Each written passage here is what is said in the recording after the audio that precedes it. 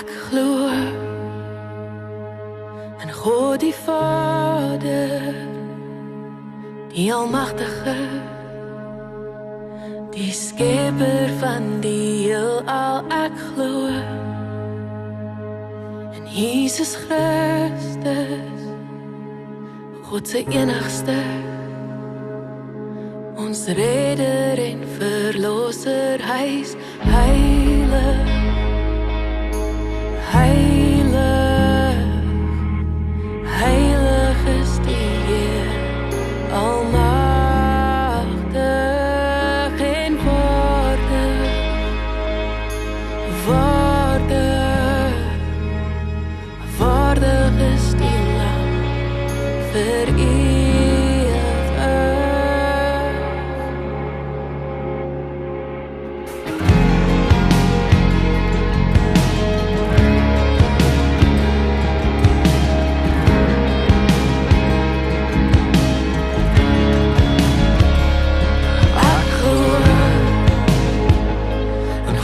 Immanuel, hy wat vir ons is, hy omring ons in sy glorie. Ek glo, sy Gees leef in ons, en hy lei ons in die volle waarheid.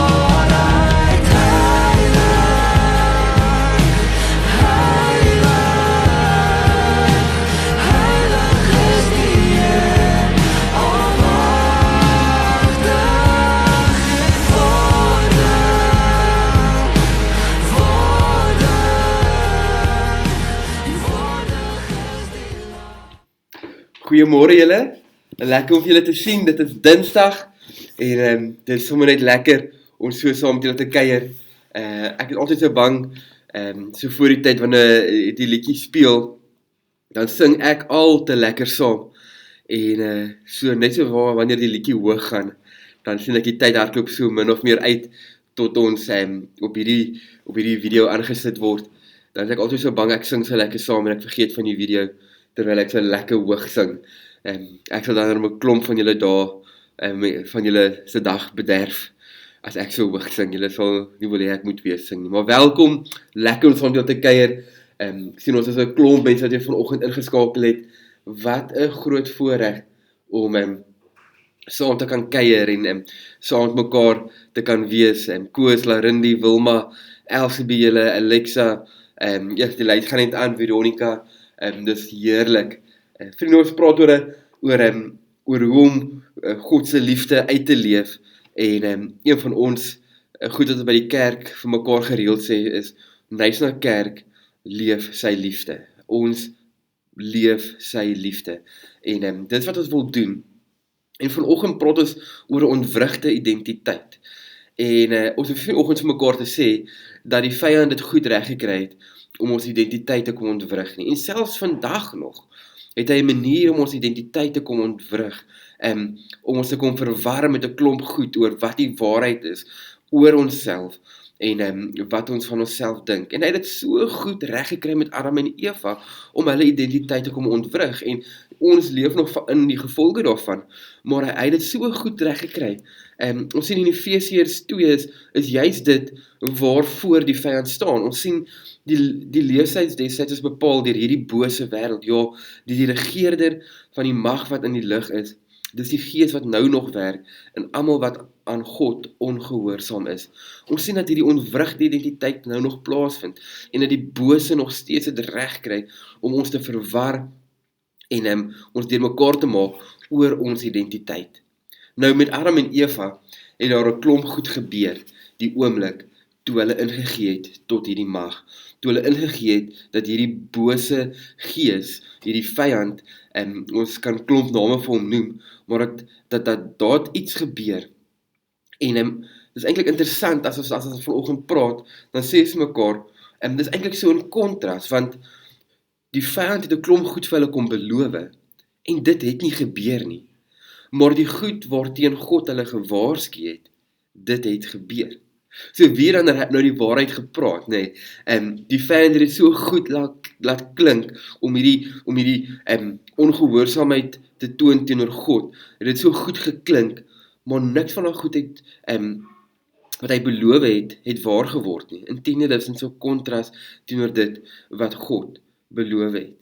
Nou die eerste ding wat gebeur het, toe Adam en Eva ingegee het, oor teen die bose mag, het hulle die ewige dood geactiveer. Hulle het dood gekom activeer in die lewe waar hulle is. Binne hulle eie liggaam het hulle die sterflikheid kom beleef, hulle het dit ingebring en daar het 'n radikale identiteitsverandering plaasgevind, want nou is hulle nie meer geesteskinders nie, as mens dit so kan sê, kinders van die gees, maar hulle het nou, wat is die Afrikaanse woord, ek dink Afrikaans, die Engels sê hulle, praat hulle van mortal, hulle het,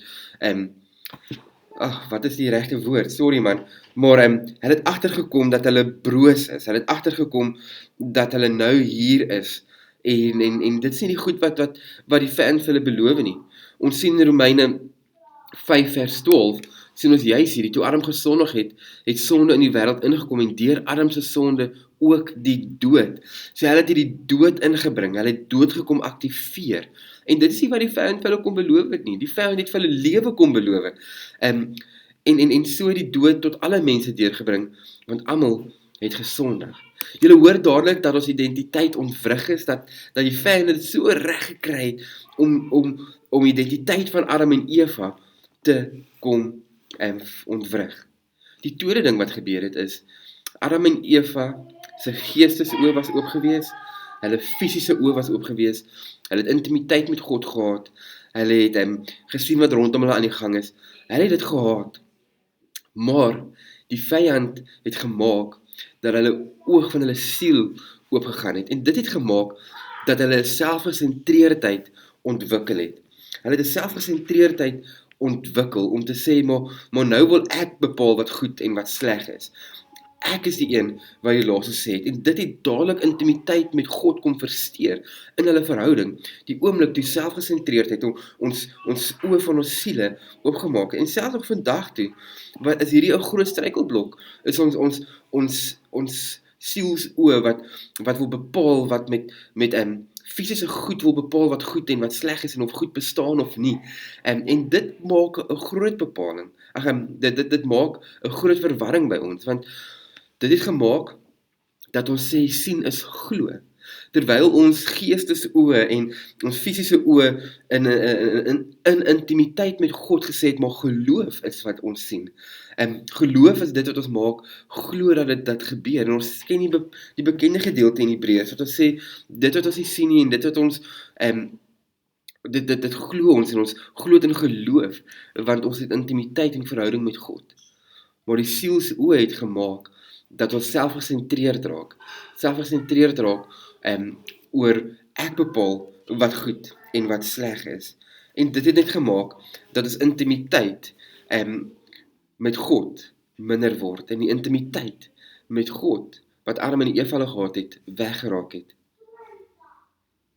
Dit het gemaak, dat hierdie selfgesentreerdheid, hierdie persepsie, heeltyd gemaak het, dat dit God se plan, God se liefde vir ons, julle, waar is my woorde vanoggend, geondermyn het, en dit het gemaak, dat God se wysheid, God se liefde, wat hy vir ons wou wys, het ons in betwyfeling gebring, want is dit regtig wat hy vir ons wil hê? En julle sal onthou, dis wat die vyand ook vir Adam en Eva hulle gesê het, is dit regtig wat God vir julle gesê het? En dit het gemaak, dat die hele prentjie net skeef getrek het. Die hele identiteit was ontwrig gewees. Ons sien in 2 Korintiërs 4, juis hierdie ding wat gebeur het. Dit is die God van hierdie bedeling, wat die gedagtes van die ongelowiges verblind, sodat hulle die lig van die goeie nuus nie kan sien nie. Dit is wat die vyand kom doen het. Hy het hierdie sielsoë laat oopgaan en selfgesentreerd geraak, dat jy nie hierdie goeie nuus kan raak sien, dat jy nie die goeie werke van God kan raak sien, sy ewige wysheid, sy ewige liefde, nie kan raak sien nie. Dit is die goeie nuus van die heiligheid van Christus.